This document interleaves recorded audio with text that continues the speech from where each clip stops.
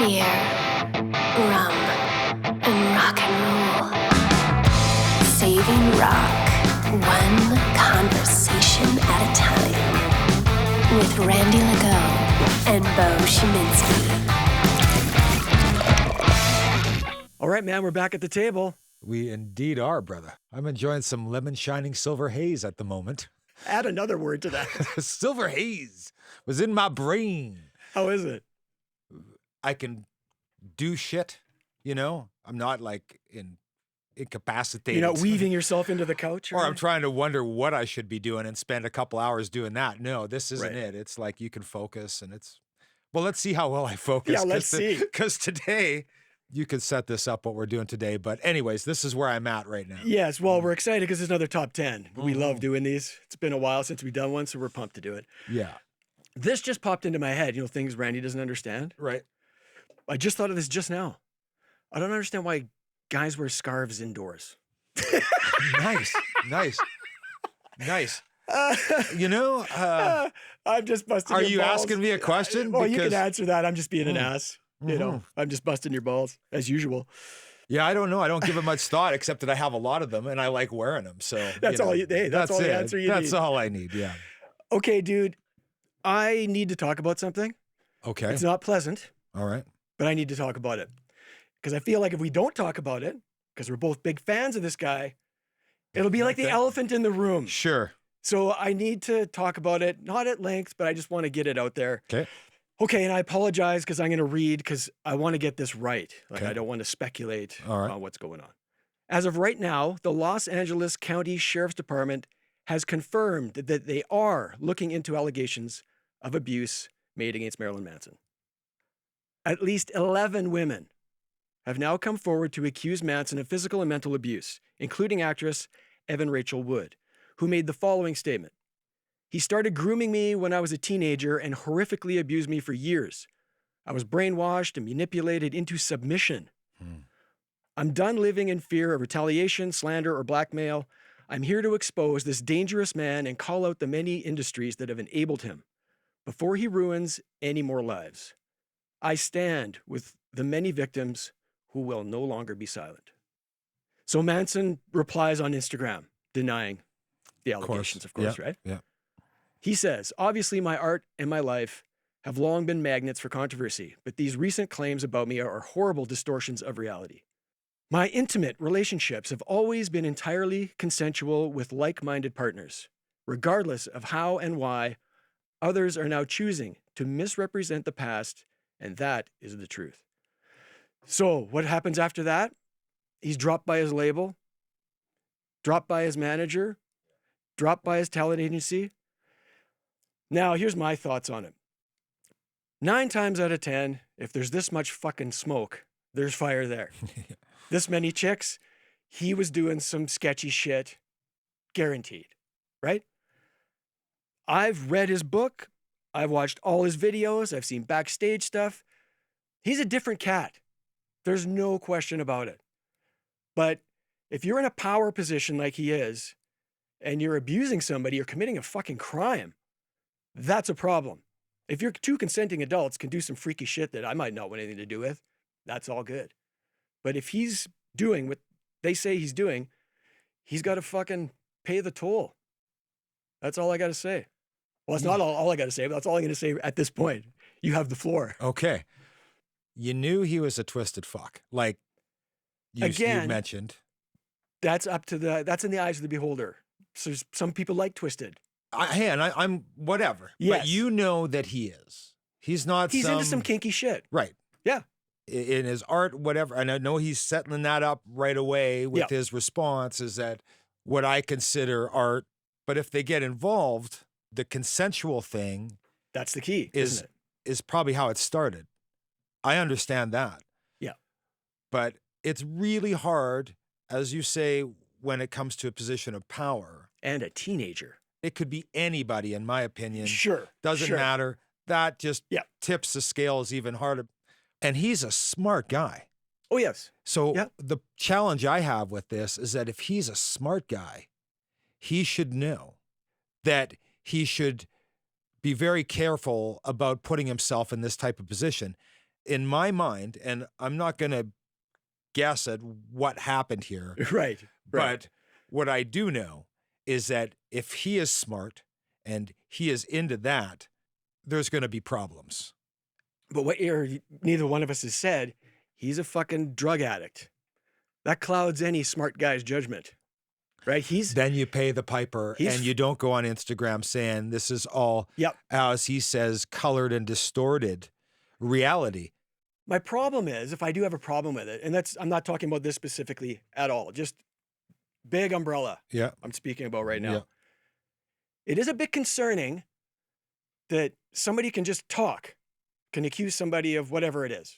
Doesn't matter what it is. It doesn't have to be on this level. Just anything. Well, today that guy's automatically guilty. They immediately get fired with no due process whatsoever. That's not right. No. But that's exactly what happened. Sure. If I had to put my money on if he did some shit he shouldn't have done, absolutely. But I'm just saying that's concerning. It's concerning on a level when you got situations like Louis C.K.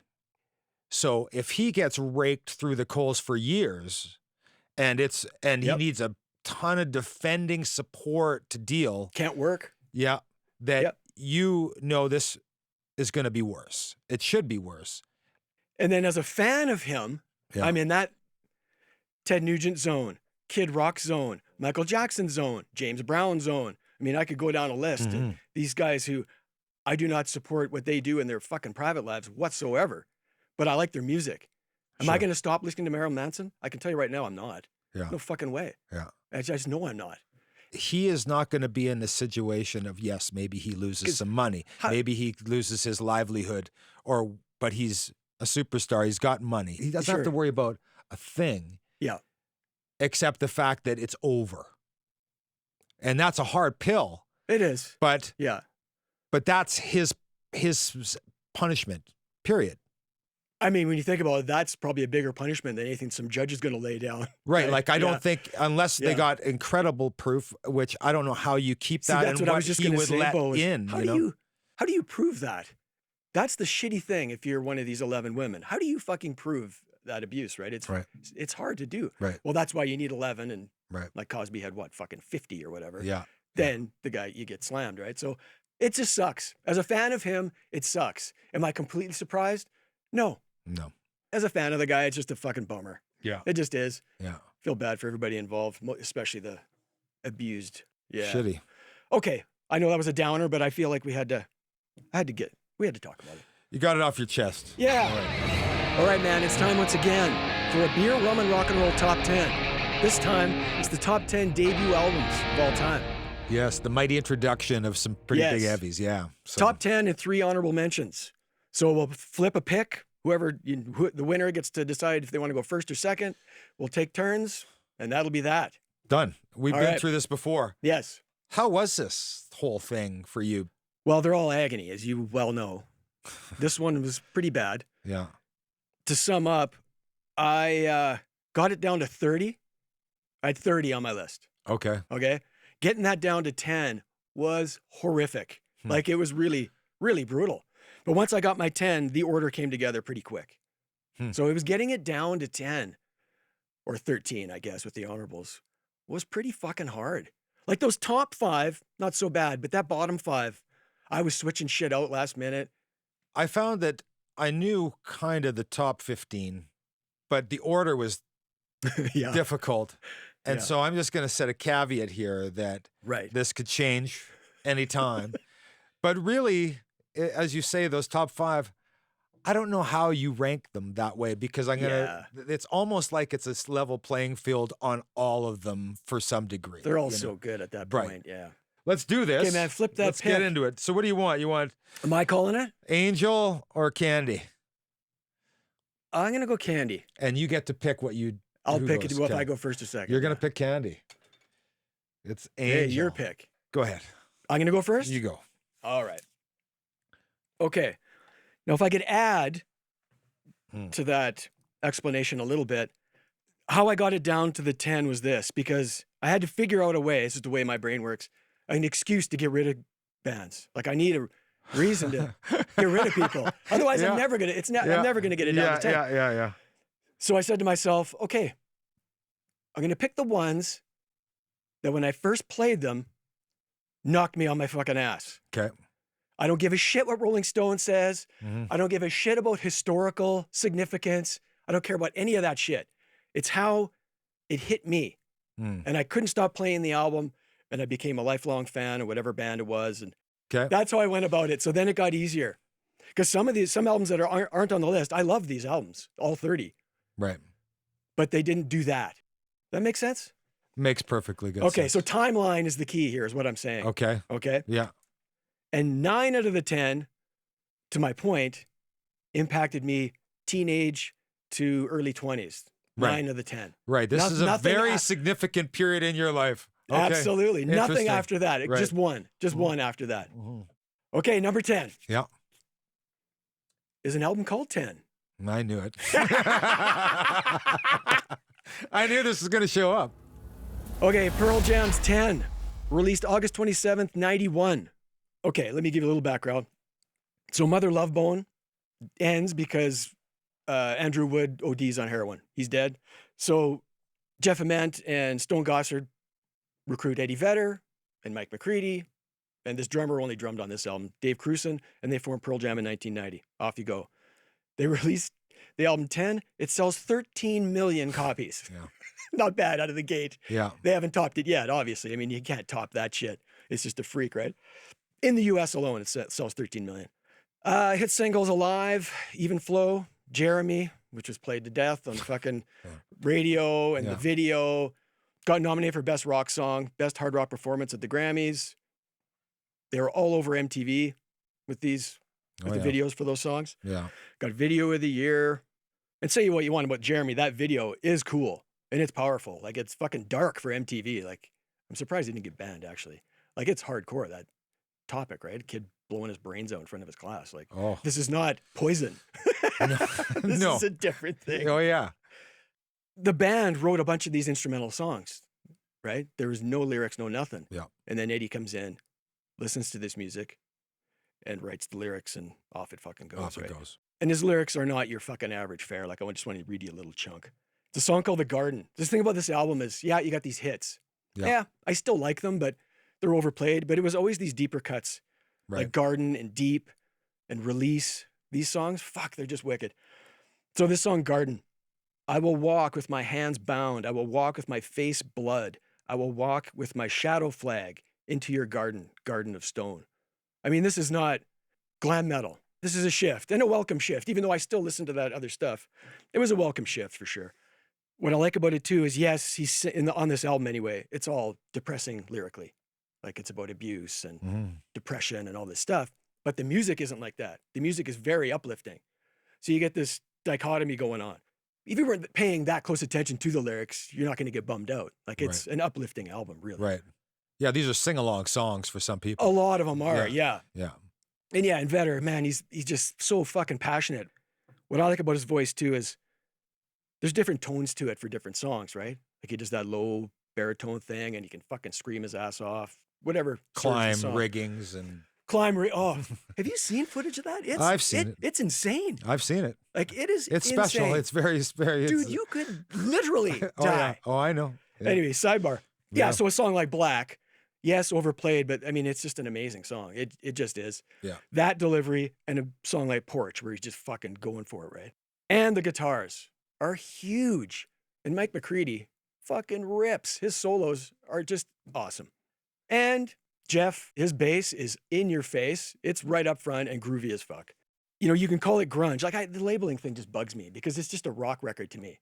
It's got a foot in classic 70s rock, a lot of it, right? It's just angrier. It's just an angrier sound. And I'm going to say this word. I think it's a masterpiece. I really do. Okay. Like, I think it's that good. I'm going to end with a quote from Kurt Cobain, because I remember, and I like Nirvana. It's not like I don't like Nirvana. But this quote kind of rubbed me the wrong way.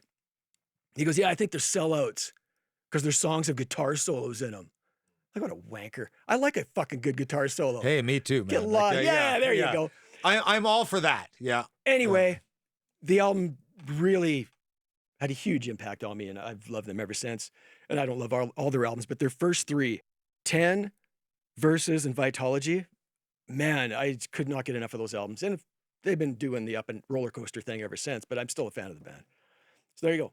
Did I talk long enough about 10? Yeah, you and Pearl Jam tend to be some sort of biblical verse kind of book, you know what I mean? So, well, that album in particular, man, it fucking rocks. There's a lot of people that agree with you, brother. Well, 13 million in the U.S. Yes, exactly.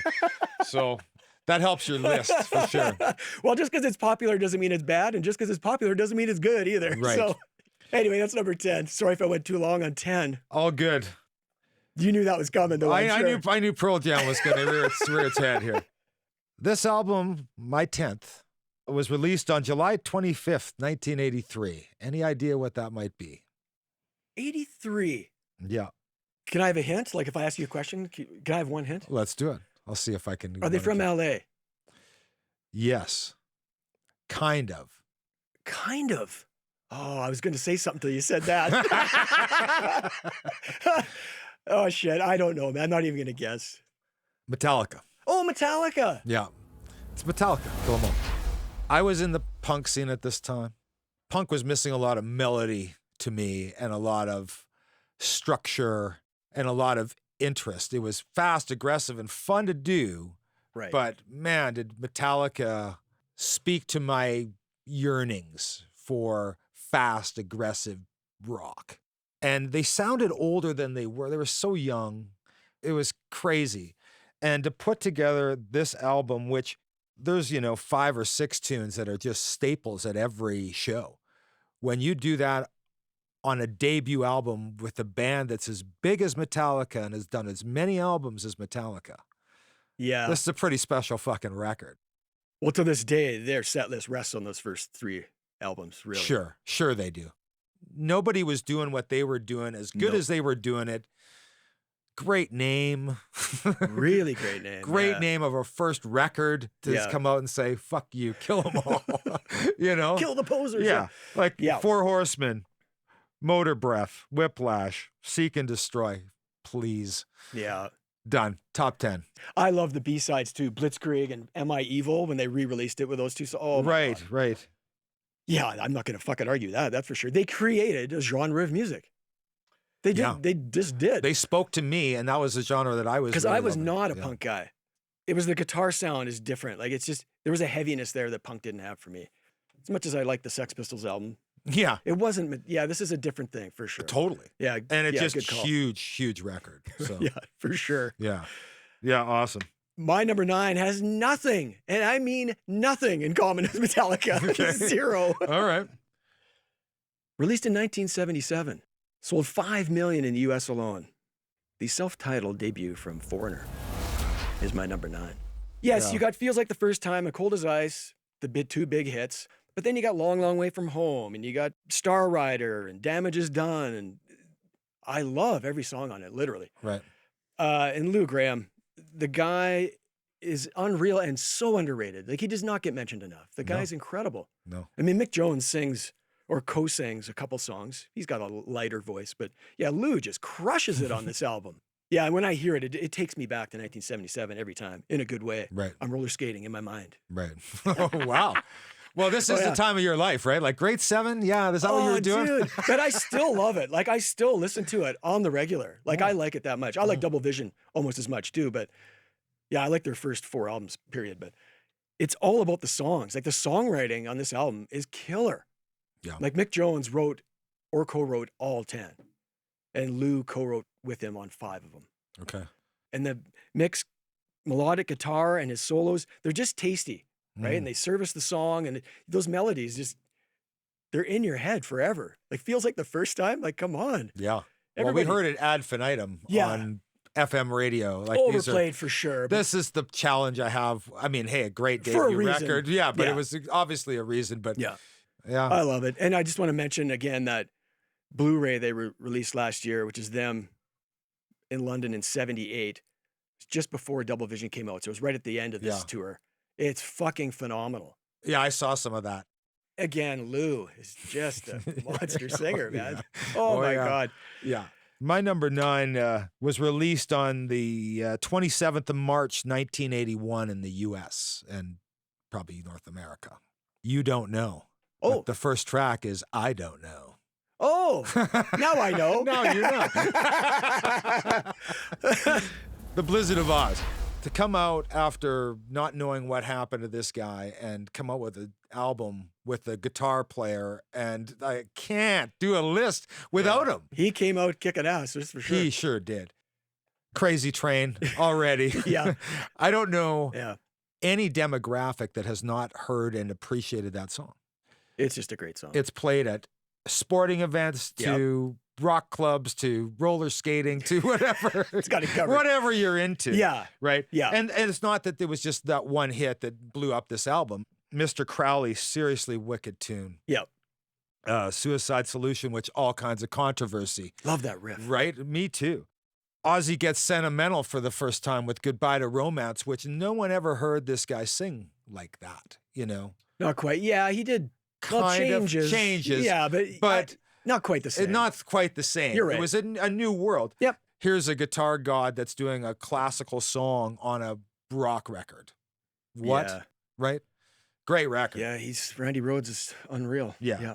So there it is. Yeah. Number 9, Ozzy. I'm not going to say anything because I'm going to talk about that later. I might talk about that later. Very good. Okay. Okay, number 8, 84. 84. God, that was a good zone. 1984. Is that you? Oh, that was a good zone. That was a good zone if you're into rock and metal, man. 84. Okay. Album came out produced by Beau Hill, who's produced Alice Cooper, Winger, and Warrant, but don't hold that against him because he also produced Rat Out of the Fucking Cellar. Oh my God. I love this record, dude. I too. Yes, sir. Okay. You talk about success out of the fucking gate. Right away. Triple platinum. Right? Timing. You talk about timing on this album. Perfect timing, right? You got radio airplay. They're all over MTV. With their, I couldn't get enough. Round and Round, Wanted Man, Back for More. I mean, Back for More, that video. It's got Nikki Sixx and Tommy Lee in it as police officers. Yeah. I mean, it was the coolest fucking thing. I think everybody knew how great they were. Oh, and then Tawny Kitane's in the video and on the front of the album. Oh, I know. It was a perfect storm. Oh, dude. These bands ruled the 80s, and I could not get enough. I mean, and to me, there was Rat, Cinderella, Motley Crue over here, and Poison, Warrant, Winger, and White Lion over here. White Lion. I don't like, there's just a handful of those bands, to me, were different, and they're one of them. Yeah. Edgier.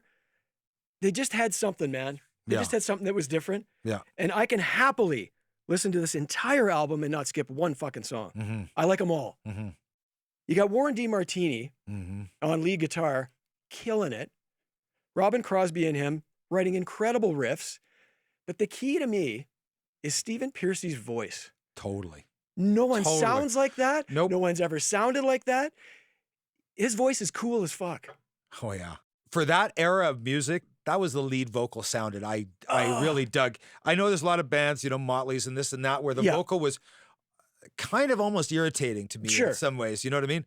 He's the real fucking deal. Like it just worked so well with the music and the stuff they were writing and how they put it out there. It really did. And one other thing I want to add, I saw them a few years ago. Yes. All original members except for Robin, of course, because he passed away from AIDS. Yeah. But Carlos Cavazo fits like a glove quite right into that band. Right. Saw him at a casino gig. They played this album in sequence in its entirety. I couldn't have been happier. And I was front row. I'm like, this is fucking wicked. Yeah. How about lack of communication? Oh, I know. Back on. She Wants Money is another one I love. I mean, I like them all. The way he yells at, she wants money. Oh, you know, like he's got a bite and a thread to it. It really does. Yeah. You know, chicks are sitting there with posters, eat me, I'm cheese. You know what I mean? Like, you know, like they had the sex thing going on. They had the rock and roll. I mean, yes, that bands of that era were wearing the ripped, shredded fucking shit. The outfits were crazy. And the makeup, but the music really was fucking fantastic. Great player. Right Great on, man. Player. You're with me on that one. Yeah. So Bobby that's Blatze in there. And yeah. My number 8 is Rat, Out of the Cellar. Very good, sir. Yeah. We may talk about them at some point. Oh, no.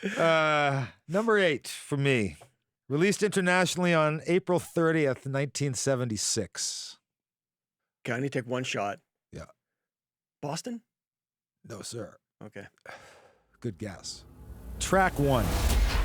It's a long way to the top if you want to rock and roll. Yeah. Track 2, rock and roll singer. Yeah. Track 3, The Jack. Oh, I fucking love that song. Livewire, TNT, Can I Sit Next to You, Girl, Little Lover, She's Got Balls, High Voltage. These are classic. And how many records have they done? This is on the first record with the singer like Bon Scott. Yes. And the guitar, well, the duo, but Angus is, front and center, right? Yeah, you know what I mean? He's the show, yeah. She's got balls. That riff is so simple. That name, it's got balls. Dun, fuck. Dun, dun, dun, dun, dun. But it's such swagger to it. It's really cool. These are nasty rock songs. Like at that time, there was They're a lot greasy, still man. coming out of Flower Power, you Yeah. know? Like that's, when this stuff's happening, there's still a lot of nice, easy kind of rock going on, or loving you kind of stuff. Sure. No, right? it's wicked. Yeah. I mean, I can't argue with that. They aren't on my list because that album didn't meet my criteria. Like it didn't. Right. I mean, I love it. Yeah. Hey. Highway to Hell did that. Yeah. And I'll use this as an example. If I got into a band heavy later and then went back, it was hard for those earlier albums to have the same impact as those later ones. It was almost impossible. Right. Because it's what hits you first and you can't top it almost somehow. Right. But man, it's a phenomenal album. Fuck. It's wicked. Yeah. Okay, man, coming in at number 7 for me. Yep. Was released in June of '83. Went platinum in Canada and double platinum in the States. June of '83. I'll give you another hint. It was recorded in 2 days with no overdubs, which is fucking impressive. And the band is from Texas. I'm thinking it's going to be Stevie Ray Vaughan and Double Trouble, Texas Flood. You are correct, sir. Yes. Nailed it. Boom. Yeah. Believe it or not, they did a music video off the song, Love Struck Baby, that was on MTV. This is a blues artist. Right. This was unfucking heard of. Yeah. Also unheard of to sell this many albums. He likes to wear scarves, Randy. Yeah, he does. I won't hold that against him. Yeah. This cat revitalized that genre of blues. Yeah. Blues rock suddenly went through the roof, and I got into it up to my eyeballs. Like I just couldn't get enough of him and anybody like him. And then that caused me to go back to the John Lee Hookers and the Muddy Waters and the Buddy Guys. And this caused this whole shift in me to go back and explore the roots, even more than I already did. Right. You know, sure, Zeppelin ripped off the blues and you wonder, who's Willie Dixon? But this did it on another level. Right.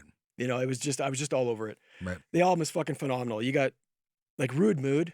Oh, yeah. It's so quick. He shreds. I know. It's he so fucking fast. shreds on that song. Oh, dude. And I love an instrumental. Yeah. And he kills it. And you got the Buddy Guy cover, Mary Had a Little Lamb, I love. Mm-hmm. And then there's different colors on this album. You got that last song, Lenny. Yeah. That's just his touch on that fucking Strat and the tastiness of that song. Yeah. Just shows how incredible he really is, man. Yeah. Yeah, sure. Pride and Joy, Texas Flood. I mean, the thing is fucking wall to wall. Right. Oh, Doyle Bramwell's on this, hey? He co-wrote Dirty Pool with him, which I forgot. He's an awesome player. Yeah, and not a household name even not close. At all. But man, his albums? Yeah. Oh my God. Yeah, if you're not immersed in that world, you have no idea who he is. Right, right. But absolutely. Yeah, great pick. Yeah. Great pick. That's my number 7, dude. Yeah. Stevie Ray Vaughan. Yeah, my 7 was released in the UK on May 12th, 1967, and then issued in the US on August 23rd of the same year. Right. Later. I know what this is. But this is an American artist. Is that first Zeppelin album that old? I'm going to go with that. Zeppelin. No, sir. Okay.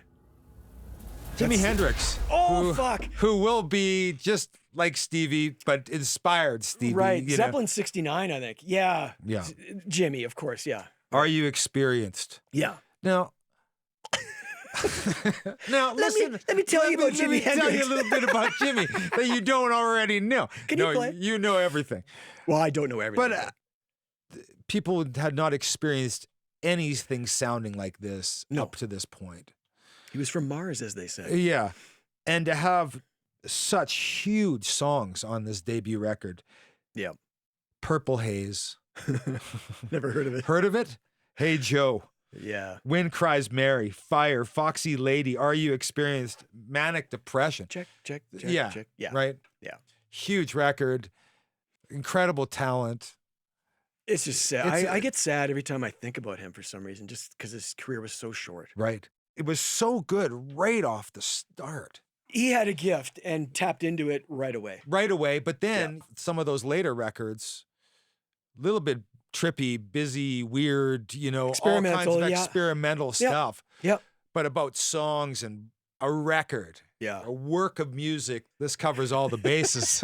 So yeah. Number 7 is Jimi Hendrix. Are You Experienced? Yeah. The thing about this top 10 is we're not going to argue about anything. No. You could argue about Pearl Jam because you don't like Pearl Jam, but other than that, there's none of that. Mm-hmm. You might, I can't believe you didn't have that number 1. You could do that, but these are all going to be albums we both love. And I'll say this again, he's not on my list. Right. And we already know the reason. We already know your parameters. I get it. It didn't blow me away. That's all. Jimi Hendrix didn't blow you? Well, I guess not. Yeah. Well, not that first album. Like, it didn't really. Right. I got He did, for sure, but just not that way. This band did, though. And you're going to be going, what? Number 6? But yeah, number 6. What can I say?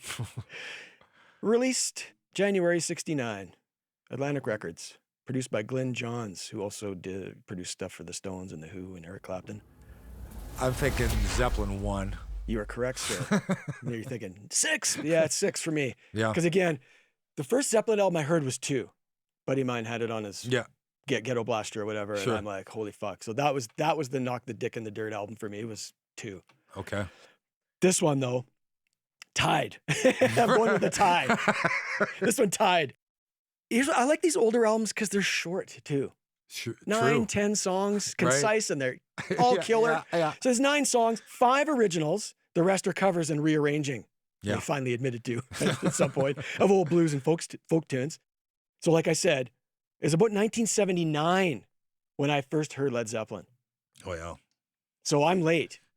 You're late because I'm a kid. So as a kid, you don't have a bunch of money. There's no MTV, and I didn't listen to the radio much, if at all. Yeah. So it was just what's coming at me. Yeah. From friends or whatever. Right. And it didn't for some reason. Yeah. But then when it did, yeah. like 79, what's that? In Through the Outdoor? Like they were done. Bonham was dead the next year. Mm-hmm. I finally heard them. Then it's Where the Fuck Have I Been? Right. Deep Dive City. Right. I was just fucking all over it, obviously, right? So your opening track, Good Times, Bad Times. The bass on that song alone is just so awesome. The riff, it's so fun to play and so fucking wicked to do. And the drum pattern. And that's one of theirs. They can claim credit for that one. Oh, they totally can. Yeah. And I know where you're going with that. We may end up talking about it a little bit more down the road. Yeah, I'm sure we will. And Communication Breakdown, for my money, is one of the first fucking metal tunes. Like, it's got a heaviness that had never been done. And speed, right? Yeah. And then you got Dazed and Confused, which is this epic and live. Fuck, it was half an hour long sometimes. Which is so exploratory and fucking awesome. Right. Yeah. Where's Jimmy going? I don't know, but keep playing. You know. There are so many recordings of Dazed and Confused. Like the BBC tapes has I think 5 versions of that song. That's a great disc. Oh, I know. Discs. Yeah, it is. It's fantastic. Just to give you a personal anecdote. So when Andrea and I got married, we hired this acoustic guitar player. And one of the songs she played while people were coming in was Babe, I'm Gonna Leave You. Awesome. I mean, that song, oh my God. Yeah. It's so moving. And I realized the bare bones of it is a cover, but they take it to another place, right? I got a couple little quotes for you on this album. One is from Keith Moon, who basically inadvertently helped name the band along with John Entwistle from The Who. Right, because I remember this story. Tell it, that's great. So it's not that long story. Keith Moon joked that, it'll probably go over like a lead balloon. Yeah. And Entwistle goes, like a Led Zeppelin. Oh, let me write that down. Yeah. Okay, here's a quote from Rolling Stone magazine, because we know how much they love Zeppelin, right? Yeah. Not at all. Yeah, exactly. Here's the quote. I love these. In hindsight, these quotes are awesome, right? The quote is, there was little that its twin, the Jeff Beck Group, didn't say as well or better 3 months ago. To fill the void created by the demise of Cream, they'll have to find a producer, editor, and some material worthy of their collective talents. Wow. And they call Robert Plant as foppish as Rod Stewart, but nowhere near as exciting. Well, that speaks to your criticism a lot of frontmen that are kind of charismatic and movement and... Well, he had charisma. There's no doubt. Yeah, and the voice is incredible. But yeah, he wasn't a runner, but not too many people were back then. No, true. They just stood there and belted it, right? But it's a funny argument, or what he's criticizing of. I love Rod too, but yeah, I would take Plant over Rod just by a nose. But because of that, Zeppelin didn't talk to Rolling Stone ever. Right. That was it. Yeah. Fuck you guys. Well, they dogged them for all their albums are poorly reviewed in that magazine. Yeah. Anyway, yeah, Zeppelin, number 6. Okay, man. What am I on, 6? You're on 6, yeah. Okay. Released on the 13th of February, 1970. Oh, Sabbath. You are right, sir. Finally got one. Yeah, you got one. Yes. Oh, yeah. I knew you were going to have that one. This was a moment in my life that is so visible. The first time I experienced this record. Were you putting a needle down? I'm not sure if the first time I heard it might have been on vinyl, but the memory I have is on a cassette tape on a train from Calgary to Vancouver. Right. Everybody's listening to Duran Duran. Yeah. And I'm checking out Black Sabbath in my own little cubicle or compartment. Right. And it was dark. It was night. We were leaving in the middle of the night. And it was perfect. Oh, fuck. Honestly. Yeah. This is the introduction to the world to, again, a genre that did not exist, that is so important to offshoots of that, but also to me, because it just really hit me. I just loved it. Yeah. I just loved how big, how heavy, how intoxicating, how vacuumish, you know. Vacuumish, nice. Sucks you in, you know, like you're hearing him play the fucking harmonica. And to this point, harmonica was a country instrument to me.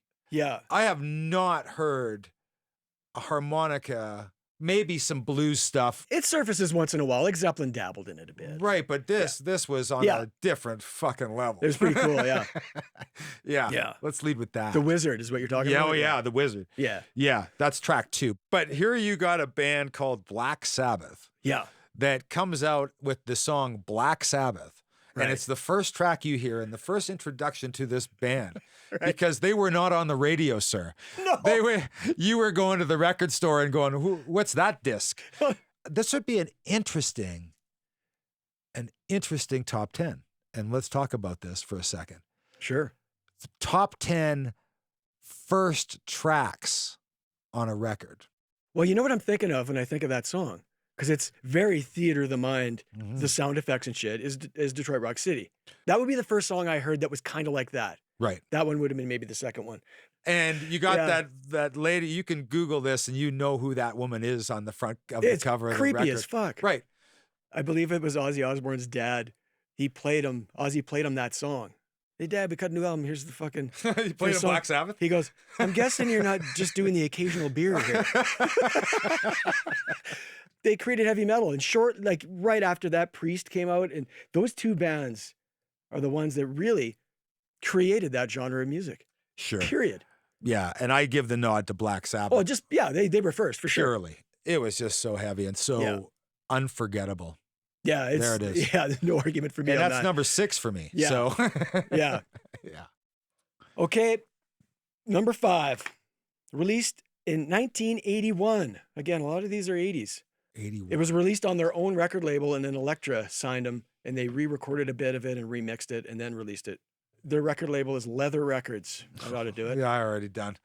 I knew it was already, but I was just swirling to see what else you were going to say next. But now you're probably thinking to yourself, so you've got Motley Crue, Too Fast for Love, in front of Led Zeppelin. Yeah.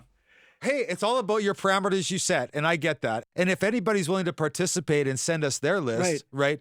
Set your parameters so that we understand, because we don't want to think like this, where it's like Motley goes higher than Zeppelin. It's not a better than thing. It's not. It's a reaction to. So you hadn't heard Shout at the Devil yet. Like you got into Motley first record. I bought the cover, which is a take on Sticky Fingers, of course. Yeah, of course. Vince Neil's crotch. Yeah. So without the zipper. So I don't know what this says about me, but I bought the album with just looking at Vince Neil's crotch, I bought it. Well, this is a question that I have, but I was like, I'm not going to go down that because I don't want to know. I saw that cover and thought, that's got to be cool. I buy it or steal it. Whatever. I can't remember which one. Yeah. Dubbed it onto cassette, had it in my Walkman. And when I heard Livewire, I lost my fucking mind. Yeah. This is glam meets punk. This had an edge to it and a raw fucking thing going on. Dude. Go ahead. I love that track. Livewire. The drums at the end. You know how loud it is in that room. Yeah. You know, even though it's mixed and, you know, your ears are acclimatized to the volume. Sure. You felt the aggression, the animalistic, reckless abandon. Oh, yeah. You know, I love it. I mean, the album's pretty much live, I would imagine. They had no money. They were in and out. No. They're like, come they're on. bashing the shit out of it. Done. Fuck you. Where's my drink? Fucking cowbell. Yeah. I mean, you got Mick Mars, who I think is an underrated guitar player. I know he's not Jeff Beck by any means, but the guy writes some cool riffs. I like his style. And I like Vince Neil's whiny-ass voice. It's unique. Yeah. And it doesn't bother me. And Tommy Lee's fucking heavy hand. I mean, that's really the seller, right? Yeah. And then I see the video for Livewire. Like, I needed more. So, fucking Vince Neil's lighting Nikki Sixx's legs on fire. Yeah. Okay. Yeah. And Mick Mars is drinking blood out of his skull. I mean, this was the replacement for Kiss. Yeah. Because Kiss was fucking done by then, right? Yeah. This was not Kiss. This had some danger to it. Yeah. You know, Kiss was dangerous at the beginning. It was a nastiness. Nastiness. Nikki Sixx's lyrics. I want to give you a chunk. Yeah, sure. Because this was not fucking Van Halen and AC/DC. Yeah. Okay? Yeah. Are you ready? This is the opening lyric to Livewire. Okay. I think I know it, but go. I'll either break her face or take down her legs, get my ways at will, go for the throat, never let loose, going for the kill, take my fist, break down walls, I'm on the top tonight, no, you better turn me loose, you better set me free, because I'm hot, young, running free, a little bit better than it used to be, because I'm alive, live fucking wire. Yeah. I mean, that's nasty. I mean, that is not Me Too shit. Oh, yeah. That is really not. They were like, it's amazing they've got this unscathed, you know, gone through this unscathed, because you know, like if you watch or read anything about this band, But the thing is, Nikki Sixx is an awesome lyricist, and he writes in character. The out there, and I'm not saying it's an excuse, he's talking about somebody who's a fucking rapist or whatever. Yeah. It doesn't mean he endorses that fucking behavior. No. It's like any piece of poetry. How many fictional books have been written, for fuck's sake? Exactly. Jesus. Here's a critic quote on Motley Crue when they heard this album. Are you ready? Yeah, I love it. It's actually not bad. It actually makes sense. Motley Crue essentially comes across as a bash 'em out bar band, like you just said, making up in enthusiasm what they lack in technical skill. Yeah. And that really is true. They're not the best musicians in the world, but they fucking bash it out, like you said, and they mean it, and they're fun. Yeah. They're fucking fun. Yeah. Number 5, Motley Crue, Too Fast for Love. Number 5 for me. It was released in February. I need more than that. Okay. I'm good, but I'm not that good. It's released in February of some year. All right. Of some year. It has an instrumental on the record. I don't think I need any more, actually. You don't? It's on the front of my t-shirt. You're correct. Good for you. That was great. I think we're tied 2-2 right now. This is beautiful. Kiss. Kiss by Kiss. Now, I'm just going to set this off right off the top. Do I think this should have been produced better, this record? Yes. Yes, I think so. But dude, there's 7-8 tunes on here that are in every concert that you go and see this band in. This is their debut fucking record. Yeah, totally right. All classics, yeah. All of them. Except for 2, maybe. Yeah. All of them. And yes, this was written in a different band. A lot of the material. Wicked Lester. Yeah, Wicked Lester. But those songs weren't fleshed out like they are. Not like they were here. No. Exactly. And that's why I give it credit. We all know. I love Kiss. Randy loves Kiss. He's wearing their shirt. I'm sure they're going to show up here soon at some point. In a little bit. But I can't say enough about the record in regards to the songs. The arrangements are just interesting, and I believe this is Gene Simmons' favorite Kiss record. Oh, probably. Yeah. From what I've read, this is his favorite record. If I could wave a magic wand, the only thing I would change is I wish, but you can't do this because they weren't doing that. But if they would have captured the energy of Alive on there, like the versions on Alive of every one of those songs is better. Way better. But that's what I mean. That's why I said they're not playing live there. If it could be produced with that energy, great. It's apples and oranges. It totally is. But it was about the songs and about the songs were there. Yeah. And it's not like they're not listenable. Like you listen to Strutter and it sounds still good. Yeah. Number 5 for me. Kiss shows up there. Right on. Okay. Okay. You've already mentioned this album, so I'm trying to think what I can add here. Yeah, 5 million copies in the U.S. This is your number 4? My number 4, yeah. Okay, what's the year? What's the UK 1980, 81 US business. Max Norman engineered it. Oh yeah. Ozzy, Blizzard of Oz, number 4. Yeah, he gets kicked out of Sabbath, 79. Teams up with Randy Rhoads for 2 albums. Like Ozzy, man, teaming up with all these guitar players. Holy fuck, who does that? It's unreal. Randy Rhoads, Jake E. Lee, fucking Zakk Wylde, just unreal. It was blasting out of every fucking car in my high school parking lot. Yeah. Like, it was everywhere. It was so infectious. It was just awesome. I want to mention Bob Daisley and all his lyrics. Like going off the rails on a crazy train. That alone is so cool. And then, Lee KERSLAKE was on drums and Bob Daisley was on bass, and they eventually got replaced for the tour by Rudy Sarzo and Tommy Aldridge for reasons you can check out our rock shot on the Blizzard of Oz if you want more deets. Totally. It's all killer, no filler. I'm going to use that phrase. Mm-hmm. It's amazing. Yeah, it's my number 4. Do I have to go any Nope, you further? do not. Okay, number 4 for me. Released on August 25th, 1976. It's a city in the United States that has... Oh, Boston. Yeah. I already mentioned that one. Damn, the production sucks. Holy shit. Like, well, you got a gifted engineer / writer / guitar player that is fueling this whole project. Tom Scholz, exactly. Really, this band is Tom Scholz and Brad Delp. I mean... His vocals are just sick. Right. Yeah. Ear-pleasing melodies. Oh, man. Layers of melodies and guitar melodies and instrumentation and thick walls of sound and huge dynamics and just well thought out, structured music. It sounds huge. It's unbelievable. And I don't know how anybody could not be in their top 5. It has to be. It's not in mine, but go ahead. Wow. This is what struggles me. I just don't understand. From the first track, and again, debut albums is really defined sometimes by the very first track that you're experiencing.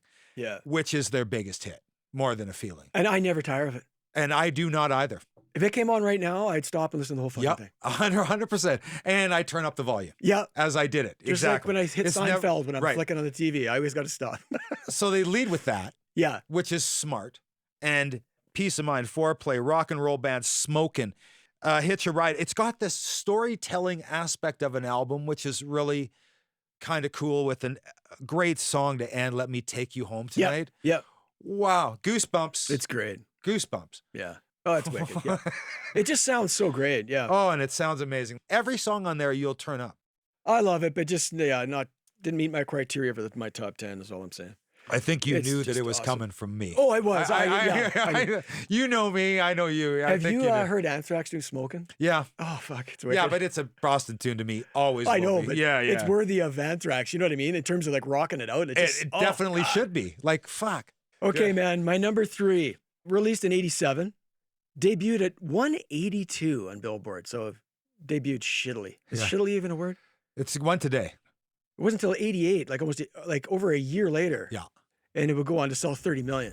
Geffen Records release of Appetite for Destruction. Yeah. I knew GNR. GNR is my number 3. Not only is it one of the top selling debut albums of all time, it's one of the top selling fucking albums of all time. Yeah. Like, this thing's a beast. It's a freak. Just like Back in Black or Boston or whatever, right? So let me give you my little story. So I see GNR open for The Cult on the Electric Tour. And I didn't know who they were. I might have saw their name in a magazine. I had no idea who they were. Well, I knew who they were after. Yeah. I'm like, holy fuck, who are these guys? This is unreal. And sometimes I skip the opening band, but when I'm younger, I'm going. You bought the ticket. You're going. Getting the fucking cents a million in the air. I'm not a snob like I am now. Anyway, so I see them open up for The Cult, and I'm like, holy shit. So I go buy the album the next day. But again, they're under the radar still. They're not the GNR we all know. And I'm like, fuck, this is wicked. And then I see the Welcome to the Jungle video. And that's the first time I saw them and heard them on TV. Right. Okay, these guys are so fucking cool. They were that kind of bridge between that glam shit and a more street thing. Yeah, they were way dirtier. Way dirtier and dangerous, and what the fuck is going to happen next? Right? Exactly, yeah. For me, they were all things rolled into one. Right. You get your killer riffs, angry lead singer, which I'm a sucker for. Yeah. Is he going to play the whole show? Yeah. Who cares? Yeah. Watch. And his voice was unique as hell. Yeah. A lot of people don't like it. I like it. Yeah. It's unique. Just like Vince. You know it when you hear it. Cool lyrics he's writing as well. And tons of groove and swing from Steven Adler and Duff McKagan. Oh my God. Right? Yeah. It just swings. Like when Matt Sorum took over on drums, it lost the swing. Totally. Like Steven Adler had a thing going there that was just gone after that. Yeah, when it originates from the roots, that's hard to recreate, because they're all in it together physically. And I just love the word, they're intense. Yeah. There's an intensity there. The lyric I have down here is "out to get me," which I fucking love because it's so angry. Yeah. Like, they break down the doors, they rape my rights, but they won't touch me. They scream and yell and fight all night. You can't tell me. I lose my head, I close my eyes, they won't touch me. Because I got something I've been building up inside for so fucking long. And then it closes with, "Sir, you can suck me." Yeah. Take that to heart. I mean, this, as a kid, I'm eating this up. This anger, I had nothing to be angry about. Sure. But who cares? Yeah. It sounded great, right? Totally. There isn't a fucking skippable song on this album for me. And then I want to encourage people, if you can, if you got a little dough, get that 5-1 mix. That box set with a 5-1 mix is if you got a setup that can allow for it, wicked. for sure. Yeah. And my final thing is just the album cover that got banned. So they're edgy right off the top, right? It was a painting by this dude, and the painting was called Appetite for Destruction. It's this robotic rapist. You can see why it was banned. Sure. But when you get something banned, it gets popular. Yeah. So if you have a copy of that vinyl, it's a rare thing apparently. Right. And then they switched it to the skulls and the cross, so everybody knows. And right. off you go.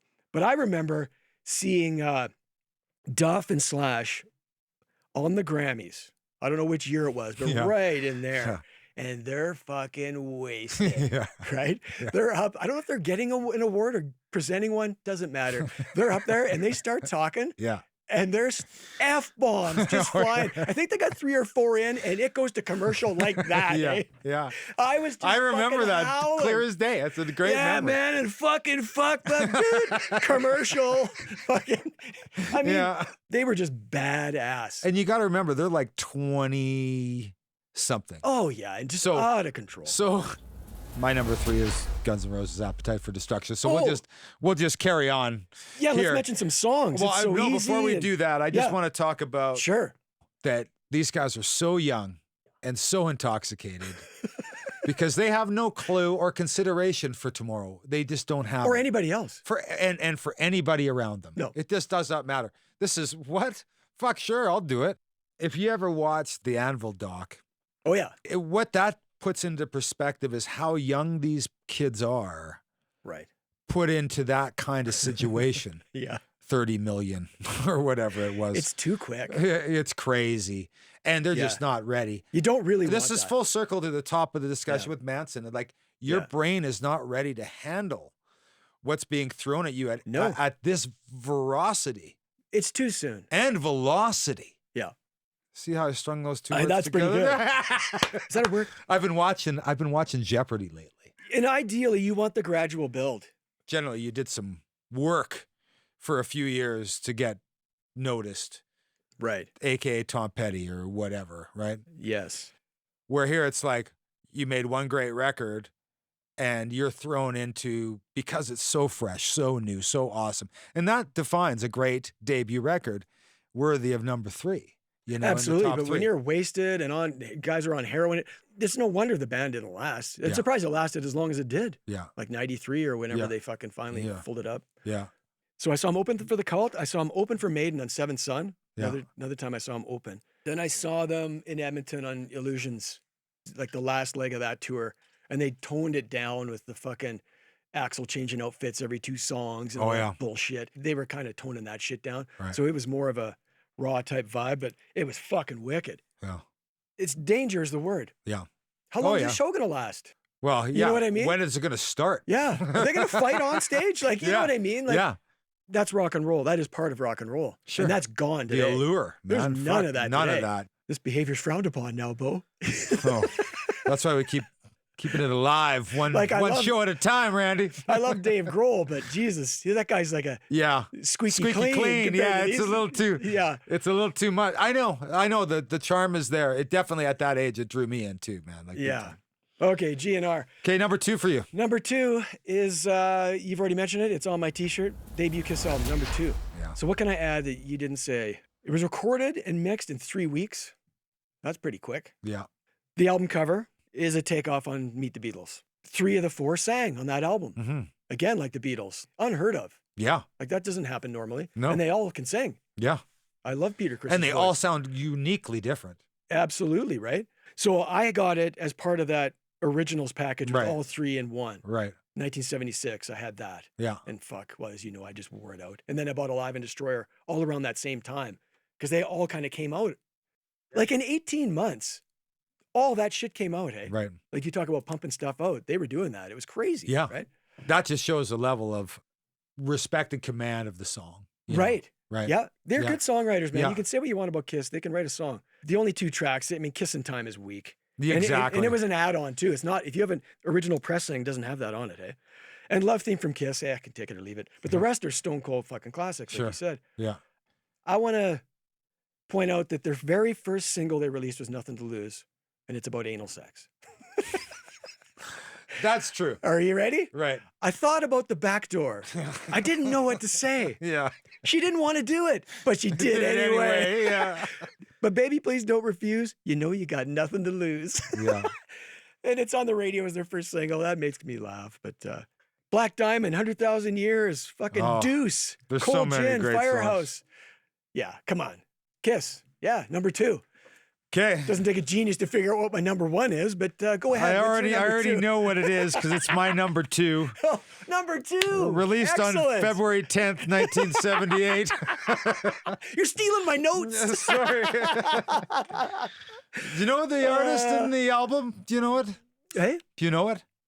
Based on that information, February 10th? Well, it's Van Halen. 1970. Van Halen, Van Halen. Good. Hey, you got another one, Randy. Good for you. Yeah. You know, they changed the landscape with melody and with technique and with not just swag and vibe, but technique now. And you know what I mean? shred. Like you got loose, but you got tight groove. Oh, the whole thing changed. Yeah. I wish I was older so that I could have experienced it first. This is new. A frontman that was an amazing frontman with a great attitude. Was he a great singer? Not really, but he had the chops to do what they did and Perfect fit. perfect fit with the guitar player again. Back to that. I mean, I know this is your number 1, so I'm gonna just get out. I'm gonna get out because you're gonna cover all that anyways. My number 2 is Van Halen 1. What the fuck is number 1? Yeah, VH is my number 1. Ted Templeman produces. Peaked at number 19 on the Billboard 200. Sold over 10 mil in the United States. So it's a monster album. Yeah. Not my favorite Van Halen album. Just want to say that. Mm-hmm. And I don't love every song on it. Like Jamie's Crying never did anything for me. Hey? Fuck, that was a huge song I know, for them. And I never really liked that one much. Fury Love Tonight, I could live without too, but the rest are just fucking wicked. Had a huge impact on me. I remember being at my cousin's place. He had it. Put it on. I'm like, what the fuck is this? I'm listening to Kiss and all that usual shit. This was something different. That guitar tone. And like you said, tight yet loose. Yeah. Yeah, it was cool. And I liked the production where they had Eddie in the one speaker and Michael in the other. Like they split that. And that was kind of cool. I remember thinking that was neat. Yeah. Eddie's debut, of course, Eruption, Tapping. We all know that. Yeah. And yeah, David Lee Roth. Yeah, not the greatest vocalist, but the fucking energy. And Yes. I hadn't seen them live, but he sings with energy and swagger. That's the adjective that keeps coming to my mind. And his fucking lyrics ain't talking about love. You know you're semi good looking. Like that's hilarious. Yeah. Out on the streets again. They were the comedy band too, like totally tongue in cheek. Yeah. Like the lyrics are just wicked, yeah. Mhm. Oh yeah, you think you're really cooking, baby. You better find yourself a friend, my friend. Ain't talking about love. My love is rotten to the core. His lyrics are phenomenal. Yeah. All 6 albums. Super smart dude. Super smart dude. Here's another Rolling Stone quote. Let's keep picking on Rolling Stone. This is a gooder. Fine by me. Are you ready? Yeah. A critic writes in Rolling Stone magazine in 1978, in 3 years, Van Halen is going to be fat and self-indulgent and disgusting. following Deep Purple and Led Zeppelin right into the toilet. Holy fuck. Oh, could you be more wrong? Yeah. Oh my God. Wow, that's embarrassing, hey? Yeah. And yeah, On Fire was the first song I ever heard live. Ice Cream Man, Atomic Punk, I'm the One. I mean, it's fucking wall to wall. It's number one. Yeah. Hands fucking down. I really wish they wrote Ice Cream Man, because Dave sings it like he wrote it. Nobody can tell you who it is. You know what I mean? It's Van Halen's song. It's John Brim. But John Brim. Yeah. John who? Yeah. John Brim. But he said, "Home counting his money." But it's just, that song is a really important song for me on that record. First time I heard the acoustic on here, I think. That's Dave. And I know, and it's Dave, and it's tuned so you can kind of play it simple, and it's fucking. And he did it live, totally. He was playing. Remember, he played the Dave-sicle. Oh fuck, I love it. That was just such a killer song for me. That guitar solo is insane. Oh, dude. Okay, dude, I'm dying to know what beats that. Oh, I know what it is. You already know what it is. Now I know what it is. Now that I stopped and thought about it. The year of my birth that this record came out. I didn't get to experience it. You didn't experience it when you were born? As a debut. Maybe I did somehow, some way. I kind of picked this because of what I like now. Yep. And what I feel now and what I know I want to hear. And I never, ever have a hard time listening to this record. Right. It's just chock-a-block. Full of awesome. Released on January 12th, 1969, as mentioned by Randy earlier. Yes. Led Zeppelin. Good times, bad times. Baby, I'm going to leave you. You shook me, dazed and confused. Your time is going to come. Black Mountain Side, communication breakdown. I can't quit you, baby. How many more times? All those songs are indelible. Yeah. And I know them by note. And it was the springboard for, well, look what happened after that. And that's where I kind of put this for that reason. And how young, like you keep saying, like, holy fuck, how are you that good, that young? Sure. And they have a singer that nobody really knew. Yep. So at that time, you got to understand, there was quite a community of musicians that knew each other, knew they were gifted, knew they were doing things. Yep. Well, everybody was wondering what Jimmy was going to do after Yardbirds, right? Right. Yardbirds He said doing session work, like, what's this fucking guy going to do? And he comes out with a singer that they didn't know. Yeah. Which is totally threw them off guard. I'll join the band if I can bring my friend, the drummer. And that drummer turns out to be I think my top rock drummer besides Pert. And then you got this John Paul Jones character that can bring such textures. There's a lot going on. And I understand, yes, a lot of rip-off stuff. I mean, hey. But they continue to do that. But everybody was doing it at that time. You can't say that the Yardbirds were or this or that. You know, maybe Jeff Beck wasn't, but. They made it their own, though, in a big way. So I'll give them that. They did. The problem is they didn't give credit. Not to go down that road, but that was the problem. And I know. And I'm not going to put an asterisk on this. No, not at all. Yeah, at all. When I get a guitar in my hand, generally, one of the first inclinations is to play how many more times. I don't know what it is. It's so cool, right? It's just got this thing.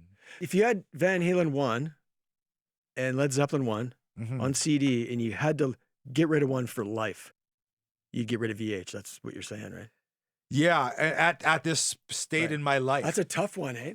I had to go the other way. Obviously, that's why my list is the way I think there's more dynamics going on with there is. And flow and weird. There's different things there. Different things going on with Zeppelin. Yeah. Like, I love the sound of Van Halen. Oh my God. But I think I like the craftsmanship and the tempo changes and all the fucking weird shit that goes on with this. Well, Jimmy knew what he was doing, obviously. Well, I think out of the gate. Sure, and he was already involved in studio stuff and understood it. Yeah. Well before Zeppelin 1 came out, but yeah, but I put Zeppelin. All right, Jimmy, as you say. So. Okay, honorable mentions. My first one you mentioned already is Kill 'Em All, Metallica. I've said this before on the show when we did the thrash episode. When I first heard it blasting out of this dude's car, I couldn't even process it. Yeah. I was like, what the fuck is that? It's groundbreaking stuff, right? I mean, Master was my gateway in, but when I heard this, I'm like, yep, okay, this is where they came from and it's killer. Yeah. Okay, now your turn. Yeah. My first honorable mention, you've already mentioned it, Rat Out of the Cellar. Oh yeah, nice. Yes. You know. I love that you like Rat that much. That's awesome. I'm a big fan. It's the whole package, you know. Sell Me With Sex right off the top with Tawny. Yeah. So Robin Crosby, I think, was dating her. That's the which is connection. unbelievable to me. She went from the cellar to the hood of David Coverdale's Jag. Right. For was that Here I Go Again? Yeah, Round and Round. When you heard it, the guitar tone, like you've already talked about, but that's a very great, catchy, melodic phrase. Made for the radio, that song. And with his voice, he just sold it like it was, the package was perfect. Yeah. My number 2 is the self-titled debut released in '92 from Rage Against the Machine. Okay. Holy fuck. All you have to do is look at the cover of that album with that monk lighting himself on fucking fire, that Vietnamese cat, to know what that's going to sound like. Yeah. Right? There's some anger behind it, maybe some frustration. So a buddy of mine, just a brief story, he goes, I know you don't like rap. Yeah. I know you don't like that shit, but you got to hear this. Trust me. Yeah. So he gives me the cassette. He just bought it, listened to it. He gives me the cassette. Right. So for whatever reason, I put it on side 2 first. I don't know why. Okay. And the riff for Know Your Enemy comes on. Yeah.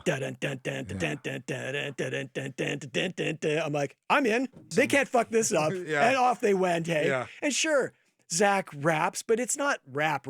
And my problem with rap isn't so much the rapping. It's the boring ass looping fucking music underneath it. This is not that. This is heavy fucking metal riffage going underneath. You know that there's sonic shit Morello going off, you know, kind of. I never heard a guitar sound like that. No. I didn't even know it was a guitar. Right. Really? You're like, what the fuck is that? Then you figure out what he does. And no, great choice in the sense of also unheard, like a different kind of vocalization. Nobody sounds like that. Right. Absolutely nobody sounds like that. Very cool. Yeah, you got Morello's heavy riffs and the fucking soloing is unreal. Yeah. And that bass is in your face, not to rhyme it. Yeah. But Tim Comerford, man, and Brad Wilk, again, a basher on drums. That's why Black Sabbath picked him to record 13, right? Sure. Heavy hitter. And Zach on vocals, this guy is fucking intense and means every syllable of what he's singing about, man. Intense. I saw them live once. I'll never forget it. It was just mental. I think you got tickets right now that may or may not be used. Oh, I sure hope it does, right? Yeah. Zach is so passionate, draws you in. The lyrics too, and I love this. On all their albums, you'll see a statement that reads as follows. No samples, keyboards, or synth used in the making of this record. Yeah.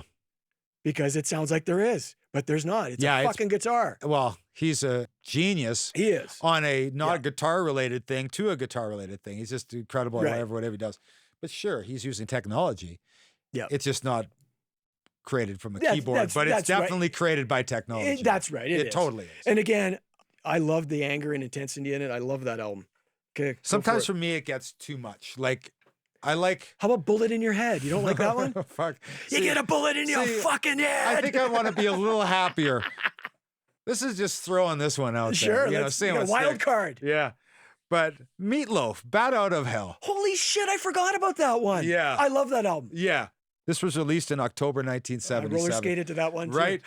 But like it really was the whole package again, captivating and heavy, beautifully built for FM radio in the late 70s. Epic would be the word I would use. Yeah, totally. It's an epic album. And a singer and a writer that produced a work of art, really, from top to tail. Meatloaf could sing. Yeah, totally. Back then? Unreal. Totally could. Unreal. Yeah. And put everything into it. You see live footage of him back then? Oh, yeah. Holy like the shit. sweat. Oh, my God. The sweat in pounds would have been incredible. Unreal. Yeah. Yeah, Steinman and him are just a marriage. Yeah. But that's a debut record for somebody and not somebody you probably would have expected, you know, or the type of music that's been able to intoxicate the masses. Good one, dude. I totally forgot about that one. The only song I don't want to ever hear again is Paradise.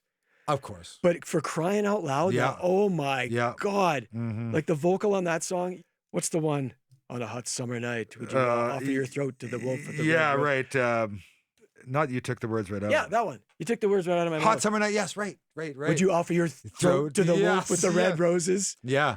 Well, Rundgren produced the shit out of that. Yeah. It sounds incredible today. Yeah. Good pick. Yeah. Fuck, I forgot about that one, dude. Yeah. Nice work. My third was released in 1980. Little Thin Lizzy, little UFO, little Queen kind of mashed up together. Great riffs, vocal harmonies through the roof. The drummer was 17 when it came out. Def Leppard. All Through the Night. Yeah. Oh, yeah, dude. Yeah. Wasted. Yeah. Rock Song. I didn't have Rock that on Brigade. my list, but it's a great record. Oh, it is. I hate when Joe Elliott puts it down. Mm-hmm. Like, dude, it's wicked. Yeah. Why are you putting this album down? I know you were kids and the songwriting isn't perfect. I like every song on it. Hello, America. Sore Was a Woman. It Could Be You. And Wasted. Come on. And some proggy shit, like Answer to the Master, Overture. I love that album. And this is my pop pick only because I've never tired of it in a pop rock sense. This is the closest I got to pop on my list. Oh, I know what it is. Can I guess? June 6, 1978. The Cars. You got it. Boom. Yeah. Rick Ocasek and Elliot Easton, they just had this chemistry. Again, back to Pretty the cool. singer, guitar player with something super fresh. But this record, it's pretty cool. This showed up out of nowhere. And again, all these songs I listen to, turn it up, Good Times Roll, wonderful track. My Best Friend's Girl, Just What I Needed. Really a cool pick that I know I'd have. Yeah. I want to hear that for a while longer. It was on my long list. Was it? Yeah. I bet. You know what's funny about the Cars? Mm-hmm. My favorite songs are the ones Benjamin Orr sings. Oh, yeah? Not Rick. Right. Like Just What I Needed and Drive. They're all songs he doesn't sing, which is weird, right? Right. Yeah, the good pick, man. The Meatloaf one's going to haunt me because that's a great pick. Yeah. Okay, no. man. Well, that was a fucking blast as great. always. It was great. Okay, we digress. Yes. I like the debut of the iPad. Nice. Yeah, I thought, time to class it up a little. Move up to the top in a deluxe apartment in the Take sky. it to the top. Back to Motley Crue. All right. Okay, man. Let's cheers it out. Good. Cha-ching. Top 10.